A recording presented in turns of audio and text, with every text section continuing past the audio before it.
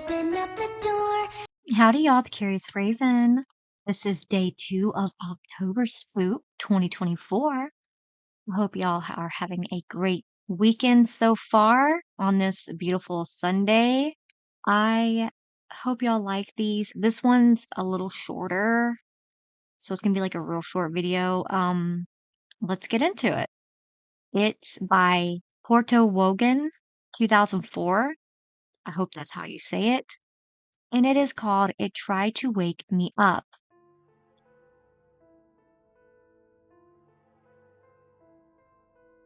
I have always had issues sleeping. Since I was a child, I've experienced sleep paralysis at least a handful of times each year.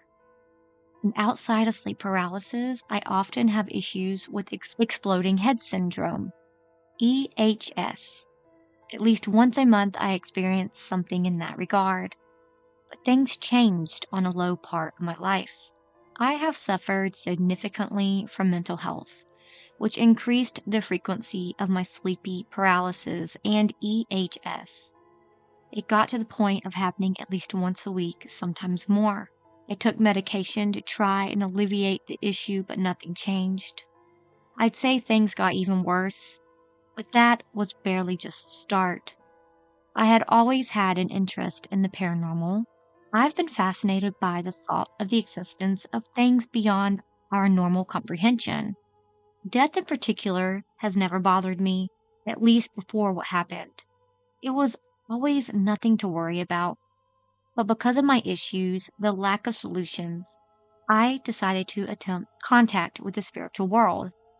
My intention was to ask for a guardian angel, or since I believed my issues were caused by paranormal entities, for the monsters to stop their actions. So one day, a long time ago, I gathered my resources and conducted a ritual that went nowhere. I attempted to contact anything that could possibly communicate with me, but I never got anywhere. Nothing ever contacted me, or at least that's what I think. Because one very critical rule I never followed is that I never had anything to protect me from breaches in the ritual.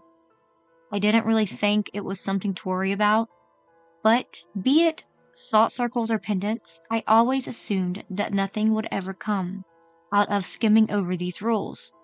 But after a week of stopping my ritual attempts, as I did several, my sleep improved significantly. I managed to get full hours of sleep with no issues. This lasted for about 6 weeks, for as soon as the 6th week ended, I suddenly came under a significant attack. I still remember the dream. Inside of it, I was talking to friends and they were discussing and showing me information about a supposed paranormal entity that seemed to have reached our world and was kidnapping people in masses. The entity was very similar to those of Japanese folklore called yuri, but a few major differences was that it had completely a void face, pitch black, and it was more amorphous than it was humanoid. It didn't have visible feet or hands, and its white broken clothing flowed in the air, as it preferred floating, but it had been seen walking and even running. It also had significantly large claws, which it would use to drag people out of their beds and take them to who knows where. But I still recall watching a video showing the entity stalk and attempt to wake up one of its victims. I never got to see the end of the video, but the takeaway was that you had to keep your eyes shut and not look at it, because as soon as you did, it would be game over. After the sequence, I was taken abruptly to another dream, where I was coddling a child, probably myself or a son of sorts. I was telling him that he needed to do was keep his eyes closed no matter how scary the monster seemed, and that no matter what, he'd be safe from anything as long as he did. But after just a few seconds, I am suddenly awoken from my dream. I hear a very loud and fast footsteps heading towards me. I close my eyes, still remembering my dream vividly, and suddenly I am barraged by an extremely loud, blood-curdling scream of a woman. The scream would change direction as I assumed entity was doing something similar to what I saw in the video, floating around as a way to overwhelm me. This continued for several minutes. The screams were never lowered, but after those minutes passed, I fell asleep again and woke up normally. I was so relieved that everything was simply a dream.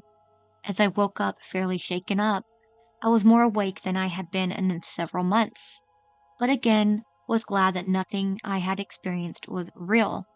But my mood changed a little when I started feeling itchy. I looked at my abdomen and noticed huge claw marks on me. Soon as I noticed them, my nerves kicked in and I started to feel a world of pain. It did not stop after half an hour, but fortunately none of this interfered in my sleep, and since then, I haven't had any issues with sleep paralysis or EHS. I can assume and reassure myself that it was simply a dream, but those claw marks tell me a different story.